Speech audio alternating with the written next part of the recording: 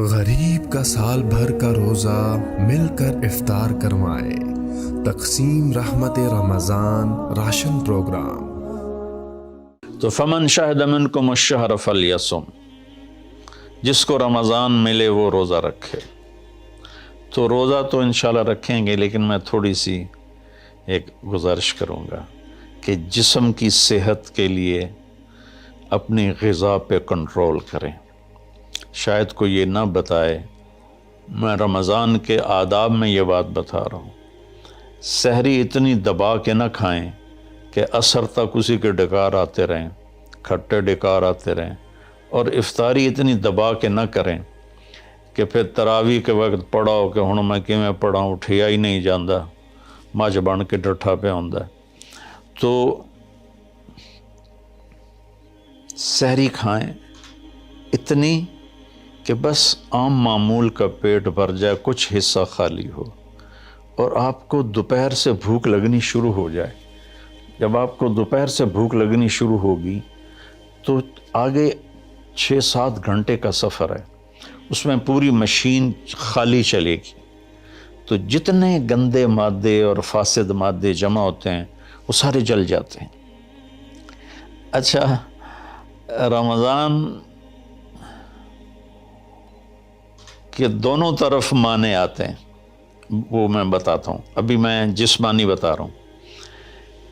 اچھا، ایک اور بھی بڑا خوبصورت رمضان کا معنی ہے۔ اللہ کے نبی نے فرمایا کہ یہ نہ کہا کرو رمضان آ گیا اور رمضان چلا گیا، کہو رمضان کا مہینہ آ گیا، رمضان کا مہینہ چلا گیا، چونکہ رمضان اللہ کا نام ہے، رمضان اللہ کا نام ہے۔ اللہ اس میں اپنے بندوں کے گناہوں کو جلا دیتا ہے، تو اس لیے یہ تفسیر رازی کی روایت بیان کر رہا ہوں، اس کی صحت اور ضعف کے بارے میں مجھے نہیں پتہ۔ تو رمضان کہتے ہیں جلا دینا، جلا دینا یا جل جانا۔ تو جب آپ کا فاقہ 12 بجے سے شروع ہو جائے گا اور 6-6:30 بجے تک چلے گا، تو آپ کے جسم کا ایک ایک خلیہ گرم ہو جائے گا اور اس میں سے بھاپ نکلے گی، اور آپ کے جسم کی گندگی پورے سال کی جو جمع ہے وہ جلنا شروع ہوگی۔ پھر آپ افطاری جب کریں تو سنبھل کے کریں، ٹھنڈا برف سے بھرا ہوا پانی اور روح افزا اور جام شیریں اور دودھ سوڈا، اور اس میں برف کے اتنے بڑے بڑے ڈلے ڈال کے جب آپ پیتے ہیں تو سارے دن کے روزے کا جسمانی فائدہ فوت ہو جاتا ہے، ختم ہو جاتا ہے۔ سنبھل کے پانی پئیں اور روم ٹمپریچر کا پانی پئیں۔ اس وقت معدہ گرم ہوتا ہے، اس میں ٹھنڈی بلا ڈالنا، اور پھر آپ اس پر دوسرا ظلم یہ کرتے ہیں کہ اتنا ٹھنڈا پینے کے ساتھ گرم گرم سموسے کھاتے ہیں، گرم گرم پکوڑے کھاتے ہیں، اور کئی ماشاءاللہ ساتھ وہ پیس کو بھی ملاتے ہیں، کوئی چانپیں ملاتے ہیں، کوئی پیس ملاتے ہیں۔ یہ افطاری ہوتی ہے اور پھر کھانا اس کے بعد ہوتا ہے۔ تو سادہ پانی سے روزہ افطار کریں، اور مغرب کی نماز کے بعد ہلکا پھلکا کھانا لیں، اور پھر تراویح کا انتظار کریں، تراویح پڑھیں، اور اس کے بعد جس کا ذوق ہے ٹھنڈا پانی پینے کا وہ ٹھنڈا پی لے، گرم کا ذوق ہے گرم پی لے، لیکن برائے مہربانی کئی چیزوں کا، اب میں ایک آپ کو مثال دیتا ہوں۔ یہ ہماری گاڑیاں ہیں معمولی سی، تو ہم اس میں دیکھتے ہیں کہ اچھا پیٹرول کہاں ملتا ہے۔ جس پیٹرول پمپ کا پتہ چلے کہ پیٹرول اچھا نہیں، ہم سزوکی والا بھی آگے چلا جاتا ہے کہ ویکھو چنگا پیٹرول کتھوں لبدا ہے، اور جن کے پاس مہنگی گاڑیاں وہ ہائی آکٹین ڈلواتے ہیں، جو پیٹرول کی سب سے اچھی قسم ہوتی ہے۔ تو ہم اپنی ایک چھوٹی سی گاڑی، چند لاکھ یا چند کروڑ کی گاڑی کو اچھا پیٹرول دینے کے لیے کئی کلومیٹر سفر کرتے ہیں کہ وہاں کا پیٹرول پمپ اچھا ہے، اور یہ جو گاڑی ہے جس کی آنکھ کا یہ ابرو کا یہ جو پپوٹے کا بال ہے، یہ اگر گر جائے تو ساری دنیا مل کے نہیں دے سکتی۔ ایک نوخن اگر گر جائے تو پوری دنیا مل کے وہ نوخن نہیں دے سکتی۔ کون چاہتا میں گنجا ہو جاؤں؟ اور ایک بال گرتا ہے تو پوری دنیا کی طاقت مل کر وہ بال واپس نہیں لا سکتے۔ تو اس کو ہم گندی سے گندی چیزیں کھلاتے ہیں، کچوریاں کھا رہے ہوتے ہیں، قتلمے کھا رہے ہوتے ہیں کہ افطاری ہو رہی ہے۔ تو اللہ کے واسطے ٹویوٹا گاڑی میں صاف پیٹرول ڈلواتے ہو اور اس خوبصورت گاڑی میں گند بھر دیتے ہو، سموسے اور پکوڑے اور دودھ سوڈا اور جام شیریں اور روح افزا اور 7 اپ اور ٹھنڈے پانی، سکنجبین، اور اس کے اوپر پھر مرغے کے پیس اور چانپوں کے پیس، اور ابھی کھانا بعد میں کھانا ہوتا ہے۔ تو مہربانی کریں، اپنے جسم کی صفائی کریں، اعتدال سے کھائیں، افطاری بھی اتنی کھائیں کہ آپ کی بھوک باقی ہو۔ تو آپ آرام سے تراویحیں پڑھ لیں گے، تو تراویح پڑھیں، پھر اس کے بعد آپ آرام کریں، جلدی سے سو جائیں۔ اور بعض نوجوان ساری رات جاگتے ہیں، ٹھیک ہے، کوئی بات نہیں، جاگیں، کوئی نفل بھی پڑھ لیا کریں، کچھ اپنی گپ شپ بھی کر لیا کریں، اور پھر سحری ایسی کھائیں کہ اب اس میں پراٹھے پک رہے ہوتے ہیں اور ہر گھر سے پراٹھوں کی خوشبو آ رہی ہوتی ہے، تو پھر پراٹھوں کا بوجھ اپنے اوپر نہ ڈالیں، سادہ روٹی کھا لیں، سادہ سالن کھا لیں، تو پورے مہینے میں آپ کے پوری باڈی کی اوورالنگ ہو جائے گی۔ یہ تو جسمانی فائدہ ہو گیا۔ روحانی لحاظ سے کیا ہے؟ شہر رمضان، رمضان جل جانا، جلا دینا، رمضان کا مہینہ۔ اس لیے اللہ کے نبی نے کہا، یہ کہا کرو، ماہ رمضان آیا اور ماہ رمضان گیا، کیونکہ اللہ آنے جانے سے پاک ہے، تو اللہ کا نام رمضان ہے۔ یہ امام راضی کی روایت ہے۔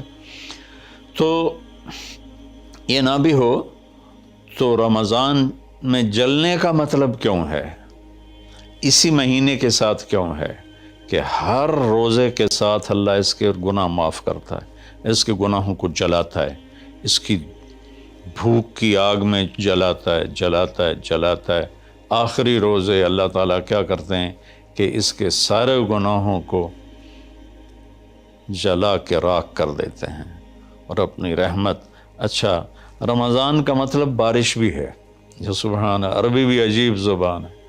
رمضان کا مطلب بارش بھی ہے، رمضان کا مطلب اگر رمضا مصدر ہو، رمضا، تو یہ بارش کا مطلب ہے، رمضا ہو تو یہ جلانے کا مطلب ہے۔ سبحان اللہ، کہ رمضان ایسا مہینہ ہے کہ اس میں ایسی رحمت کی بارش ہوتی ہے، سارے گناہ دھل جاتے ہیں۔ رمضان ایسا مہینہ ہے کہ اس میں ایسی اللہ کی رحمت متوجہ ہوتی ہے کہ سارے گناہ جل کے راکھ ہو جاتے ہیں، ہوا میں اڑا دیے جاتے ہیں راکھ کی طرح۔ تو یہ تب ہوگا جب ہمارا پورا جسم روزہ رکھے، ہماری آنکھیں روزہ رکھیں، ہمارے کان روزہ رکھیں، ہماری زبان روزہ رکھے، ہمارے ہاتھ روزہ رکھیں، ہمارے پاؤں، ہمارا دل، دماغ روزہ رکھے، تو پھر یہ روزہ، یہ رمضان بنے گا اور ہمارے گناہوں کو جلا دے گا یا دھو دے گا۔ اور اس میں خاص طور پر اللہ کے نبی نے فرمایا کہ شراب پینے والا توبہ کر لے، چونکہ شرابی کی بخشش نہیں ہوتی رمضان میں۔ ایک ہوتا ہے دلیر ہو کے پینا، کوئی نہیں، کچھ نہیں ہوتا، اللہ بڑا غفور و رحیم ہے، یہ تو سارے پکڑے جائیں گے۔ ایک آدمی میرے پاس آیا، وہ کہنے لگا، جی مجھے شراب کی عادت ہے، چھٹتی نہیں، کئی دفعہ چھوڑی ہے، پھر نہیں چھوٹتی، اور پھر جو وہ دھاڑیں مار کے رویا، اتنا رویا کہ میں بھی غمگین ہو گیا اس کے رونے کو دیکھ کر۔ اس کا معاملہ اور ہے، تو اس پر اللہ کی رحمت نازل ہو جائے گی، چونکہ جو توبہ کرتا رہتا ہے پھر اس سے ٹوٹ جاتی ہے، وہ دن میں 70 دفعہ بھی توڑے گا اور توبہ کرے گا تو اللہ کے ساتھ دوستی باقی رہے گی۔ تو ایک شرابی ہے تو اللہ کے واسطے چھوڑ دے۔ ماں باپ کو دکھ، عق الوالدین، ماں باپ کی نافرمانی نہیں فرمایا، ماں باپ کو پرزے کر دینا، نافرمانی تھوڑی بہت ہر بچے سے ہو جاتی ہے، لیکن ایسی نافرمانی کہ ماں باپ کا دل ٹکڑے ٹکڑے ہو جائے، اس کو کہتے ہیں عقوق الوالدین، عاق لوالدیہ، جو ماں باپ کے دل کو ٹکڑے ٹکڑے کر دے اس کی بھی بخشش نہیں ہوتی۔ تو مشاحن، جو دل میں کینہ پال کے رکھتا ہو کسی کے لیے، اور بغض رکھتا ہو کسی کے لیے، نفرت رکھتا ہو کسی کے لیے، حسد رکھتا ہو کسی کے لیے، ایک اس دل پر اللہ کی رحمت کی نظر نہیں پڑتی۔ اور ایک قاطع الرحم، جو رشتہ داروں سے لڑتا ہو، رشتہ داروں سے ماتھا جو مارتا ہو، کبھی سینگ پھنسائے ہیں، کبھی اس کے ساتھ کبھی اس کے ساتھ، خونی رشتوں میں جو غلط سلوک اختیار کرتا ہے، ایک اس کی خاص طور پہ بخشش نہیں ہوتی۔ تو باقی اللہ کا دریائے رحمت ہے، جو بھی توبہ کرے گا، مشرک بھی توبہ کرے گا معاف، سود خور توبہ کرے گا معاف، چور توبہ کرے، ڈاکو توبہ کرے، زانی توبہ کرے، قاتل توبہ کرے، شرابی توبہ کرے، ماں باپ کا نافرمان توبہ کرے، اور رشتہ داروں سے لڑنے والا توبہ کرے، نفرت رکھنے والا توبہ کرے، اور سود پہ کام کرنے والا توبہ کرے، سود کھانے والا توبہ کرے، سب معاف ہو جائے گا، سب معاف ہو جائے گا۔ اور اللہ سے مانگیں کہ اللہ تعالیٰ اس میں ہماری جسمانی صحت بھی بحال کر دے اور روحانی صحت بھی بحال کر دے، اور ہمارے گناہوں کو معاف کر دے۔ السلام علیکم ورحمۃ اللہ وبرکاتہ۔